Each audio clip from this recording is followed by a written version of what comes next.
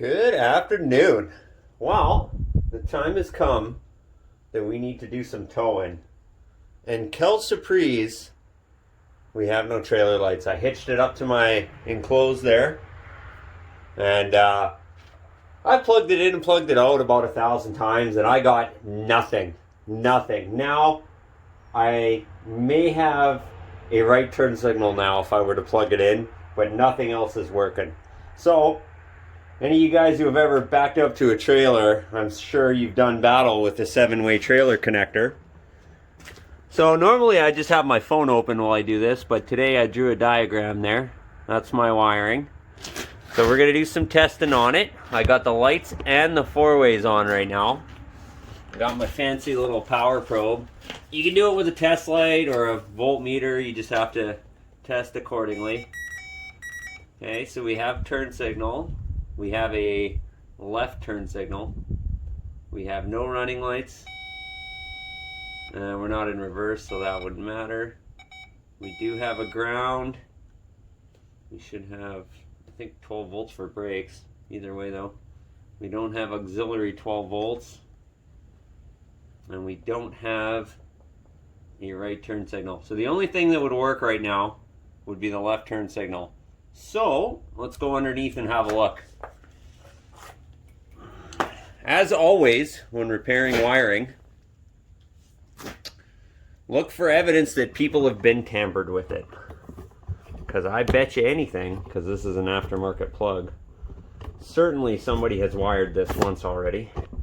I'm not the first guy to do battle with it, and I probably won't be the last. So here we have our connector. Let's see if you guys can see there. I've already taken some of the tape off just to avoid editing. But I already know where I'm going to find my problem in those butt connectors. I never, ever, and I mean never, ever, never, ever, ever, ever use butt connectors, ever. And if I were to use a butt connector, I would use it maybe in the dash inside the vehicle, perhaps. But I never use butt connectors, especially for stuff like this, because they just always give you problems. Always. There's just too much room for moisture and corrosion to get in there. Plus, it's not a soldered joint. So all it has to do is get a little bit gross and things stop working. Let's see what that is. Nothing. Yellow would be left turn. Let's see what this is. Ground. Okay, cool. One turn signal. I know it's a turn signal because it's flashing. It's beeping. That's a nothing. It's probably something. It's probably just not getting a good connector on there. Oh, that's the other turn signal. So that black with red.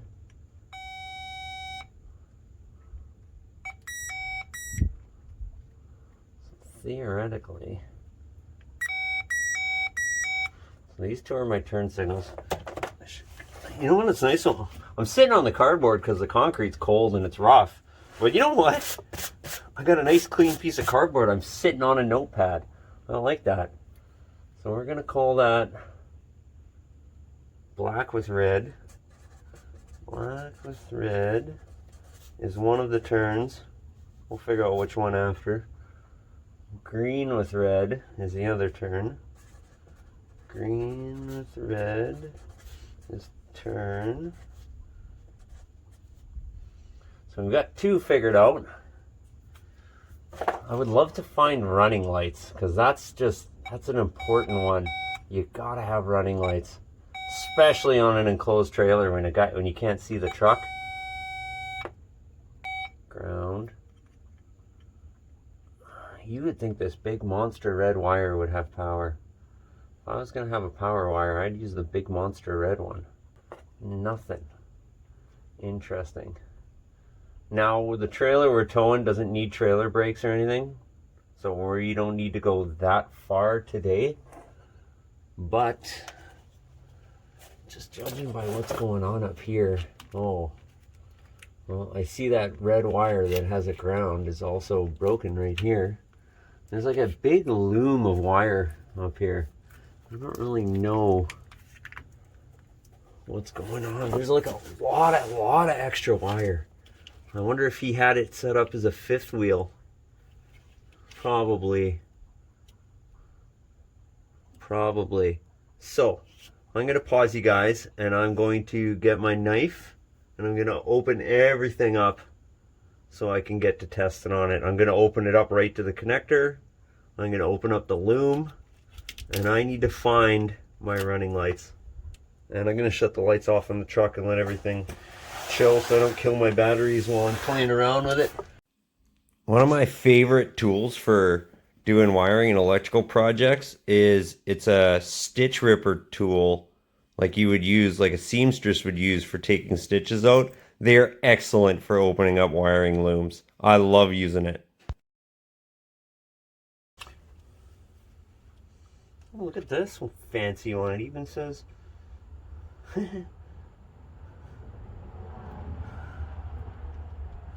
it's like, oh, it even says what color wires it's supposed to have on the back. Not one of them is the right one. Oh, blue is going to blue. Green goes to brown. White is white. This was the wire they had hooked up as the running lights. I think one would assume yellow wire is this one. This should be left turn signal. Yeah. This was my other turn signal. Okay. Yeah, this was the wire they had, at least whether it's right or wrong, they definitely had this wire as the running lights. And I still have no power here. So, let's see. A guy would probably be well served. Oh yeah, I still got that sloppy ground hanging out over here too. The guy would be well served to go and just check some fuses real quick. I'm gonna go check fuses under the hood, see if there's trailer fuses. Sometimes there is. As we sort through this rat's nest of wiring, so I found another bundle of splices right here. I have yet to find a taillight power. Not even for the truck taillights, like the ones that work. And they're going that way. Like these wires are going to that light. And these wires are going to the other side and they work. What's this wire do? It's a ground. Well, it's a ground right now. What's this wire do? Another ground. What about this wire? There's 4 of them. Where do these go? What are these? What are these two? All black wires. Ground. Ground. I got lots of grounds. Should we need a ground? We are in business. Oh boy, this is a mess. I don't know, like part of me wants to just cut all of it out and like start here somewhere where maybe there's a good wire. Somewhere in here must be a taillight wire. So let's figure this out here. We could pop a lens out of the box. I'm doing everything I can to avoid finding a wiring diagram for this. I'm gonna guess that I like purple. I feel like purple's a good wire for running lights. Let's see, where's purple here? I got lots of purples. I got purple 1 and purple 2. Let's look for a wire that splits a bunch of times. Here's one. Here's one. Well, there's another one here too. Oh, it's the old purple wire. And it splits a bunch of times. So, since both taillights probably run off the same power, a wire that splits into 3 would make sense, because 1 to the left, 1 to the right, and 1 for the license plate lights. Betcha this is my tail lights right here. This black wire splits a whole bunch of times. Now let's check this black wire. I'm gonna have to like seal all these wires back up now that I've cut them all open. But that's okay, because we got lots of work to do under here anyway. Okay.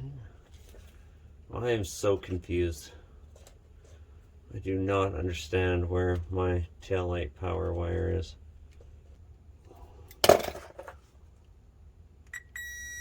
Huh, power. Okay, that's taillights. I want to find another power for the trailer lights, because I guarantee if I run trailer lights off this wire, that's going to be 2 license plate lights, 2 tail lights, all running off the same wire. I hook up a trailer that's got 6 clearance lights plus tail lights, and I'll be probably popping breakers. Usually you have a separate wire for your trailer tail lights. That's why they put a trailer relay in. I think that this wire is broken somewhere. That's what I think. I think this original wire they had hooked up is the wire, and there's probably another splice in here. I had to back it further in the shop because I cut that harness back as far as I could till it disappeared behind the fuel tank, in between the fuel tank and the relay. The fuel tank in these things are long, like it's probably almost 6 feet long. So, and then I got to the point where I was in the mud. I was over there in the mud, and I was like, okay, this just isn't working for me. This is escalating from bad to worse. So I backed it in the shop. I traced that wiring harness. Hold on, I'll get over here. I'll show you guys what's going on. I traced that wiring harness from the back right up into this fender well here. And I was like, well, if there's ever a place where a connector is going to give you troubles, it's going to be right behind the tire, right? But it's actually like spotless inside that connector. I'm amazed.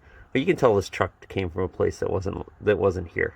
That was a lot drier, because that plug's clean. But I turned the headlights on, and I've got that same black and red wire, which should be my trailer tail lights as far as I can tell. I couldn't find a diagram for this thing. I looked and whatever. I looked for about 10 minutes. I was like, I'll figure it out faster. Either way, that second pin on the bottom should have power when the light's on, because this is coming right from the fuse box, right? Like, and the fuse box is only 3 feet away.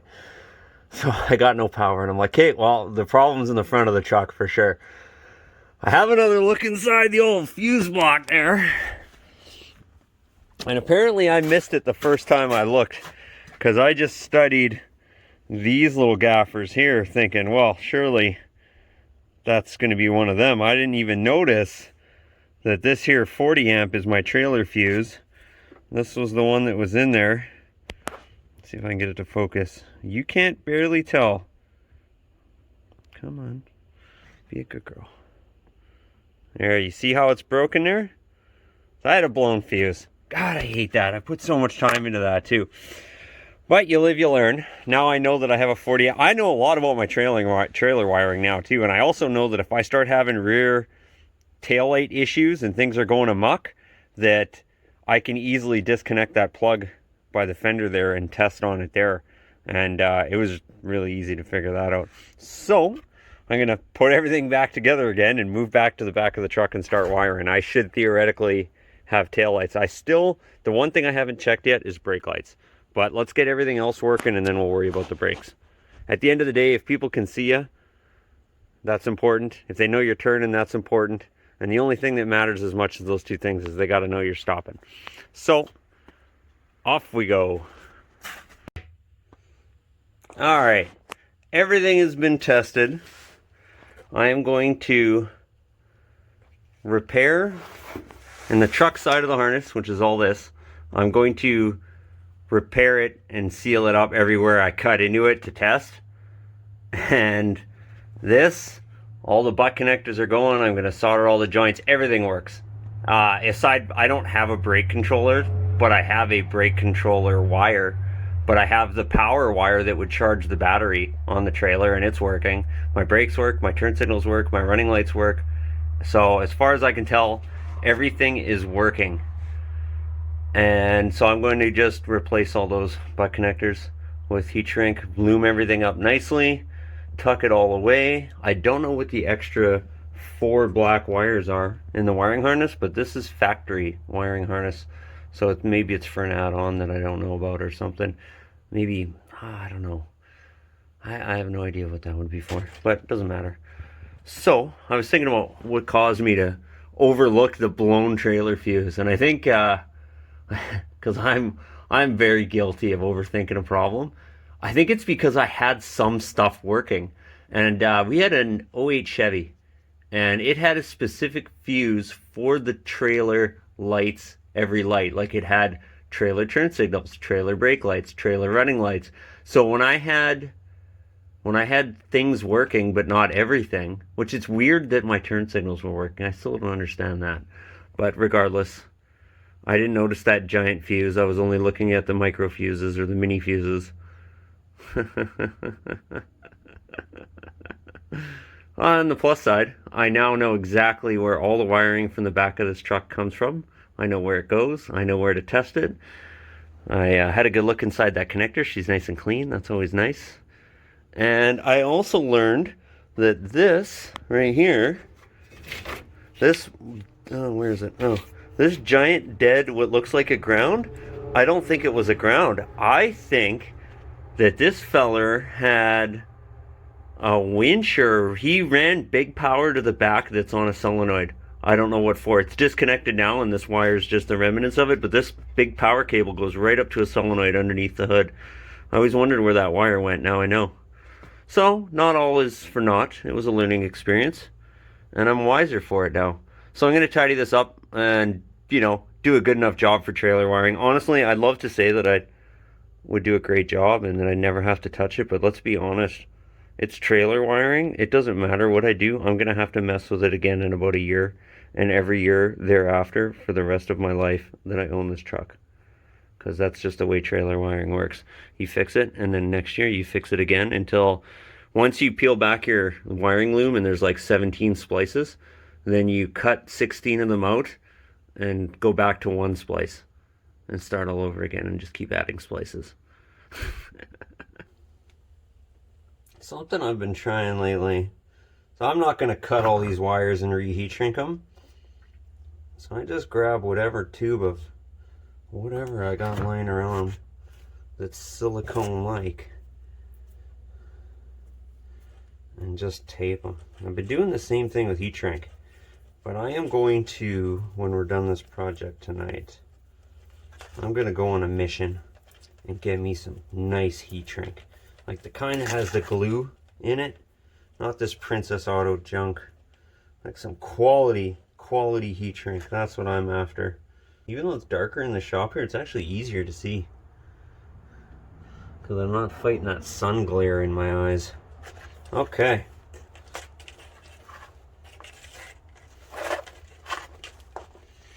We can run this wire back into our trailer wiring harness. Cool. Well, time to cut all those splices out and away we go.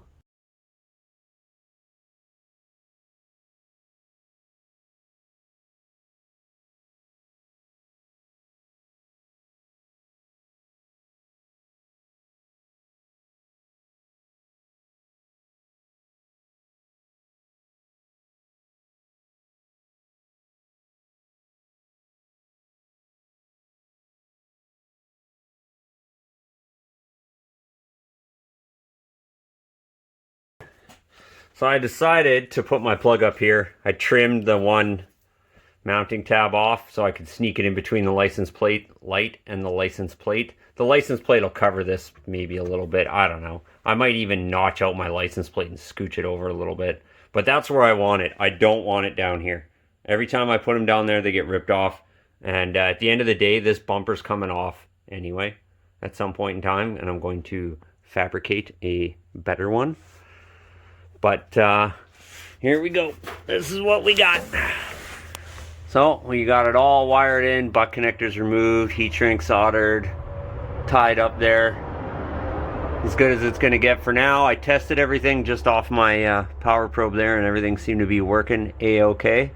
I'm going to pull it outside now and plug it into my trailer, because who knows if my trailer lights even work. I haven't moved that trailer in a year or 6 months. No. People used it last summer and I didn't hear any reports of lights not working. But I haven't towed it anywhere in about a year. So, that concludes today's festivities. One more wiring project down. Looks good though, I'm into it. I like that plug up there. That's a perfect place for it. Perfect place. I think on my when I build my bumper, I think I'm gonna make my license plate flip down and put the plug in behind it. I think that's a wise move. Can't see your license plate when you're towing anyway, so what does it matter, right?